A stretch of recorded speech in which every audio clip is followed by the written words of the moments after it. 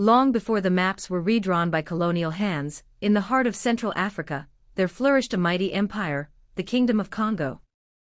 Bordered by the Atlantic Ocean and stretching deep into the forests and plains, it was a place of organized cities, noble courts, and powerful kings.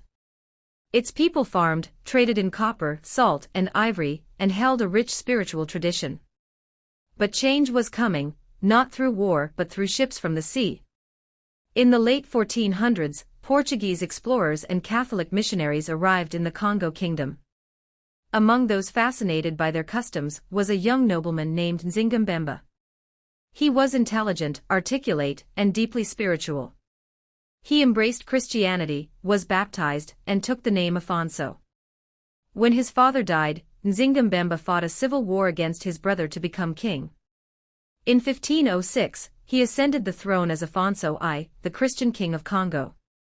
His dream? To modernize Congo and build a strong African Christian empire, one that would rival Europe in glory. Afonso opened his borders to Portuguese influence. Churches were built. Priests baptized thousands. Schools were set up to teach Portuguese, Latin, and Christian doctrine. He sent his own son, Dom Henrique, to study in Portugal, where the boy became a bishop, the first African bishop appointed by the Pope. In the capital city of Mbanza, Congo, European architecture rose beside traditional African designs. It was a kingdom like no other, African in spirit, European in style. But beneath this golden alliance, a dark shadow grew. At first, the Portuguese brought cloth, wine, guns, and books. But their appetite soon shifted. They wanted slaves, not just criminals or war captives, but anyone they could get. Congo's people, once proud citizens, began disappearing.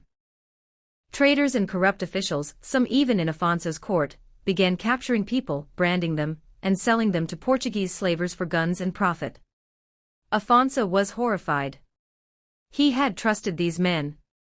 He had opened the gates of his kingdom in faith. Now his people were being stolen from under him. Between 1510 and 1540, Afonso wrote multiple letters to King Manuel I of Portugal.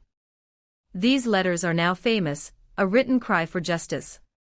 In one letter, Afonso pleaded, "Many of our people, keenly desirous of the wares of your kingdom, seize many of our free or freed subjects, they sell them. This corruption and licentiousness is spreading."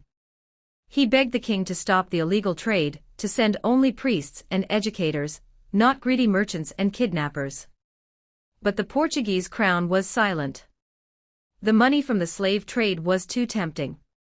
Things worsened. Some of Afonso's own governors and family members began secretly trading slaves with the Portuguese. Afonso tried to resist. He banned unauthorized slave markets, punished corrupt officials, and pleaded with the Vatican to intervene. At one point, an assassination attempt was made against him, led by nobles aligned with the Portuguese. Afonso narrowly survived. His dream was collapsing. His kingdom was no longer his. It was being carved apart by foreign greed and internal betrayal. By the 1540s, Afonso was an old man. His letters had stopped. His power had waned. His faith had been tested. The once thriving Congo kingdom, filled with schools, churches, and alliances, was now at the center of the Atlantic slave trade. Thousands of Congo's sons and daughters had been shipped away, never to return. Afonso died in 1543, his heart broken, his dream undone.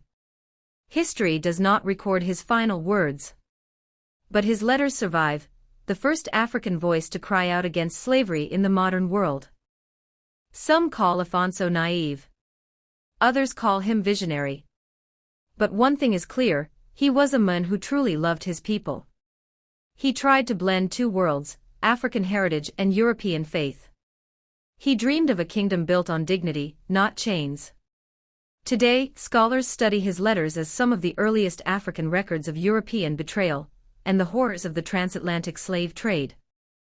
The Kingdom of Congo never regained its former glory. It would later fall to further Portuguese control, internal divisions, and foreign colonization. But Afonso's name lives on, as a warning and a witness. This is not just a story about the past. It is a lesson for today. When trust becomes blindness, and when outside promises turn into inside destruction, entire nations can fall. King Afonso's tragedy teaches us that progress must never come at the price of people. That no alliance is worth your soul. And that even the greatest of dreams must be guarded with wisdom. In the heart of the Congo, the rivers still flow. But so do the echoes of a king who tried to save his people, and watched them taken away. Thank you for watching this powerful story of King Afonso I of Congo.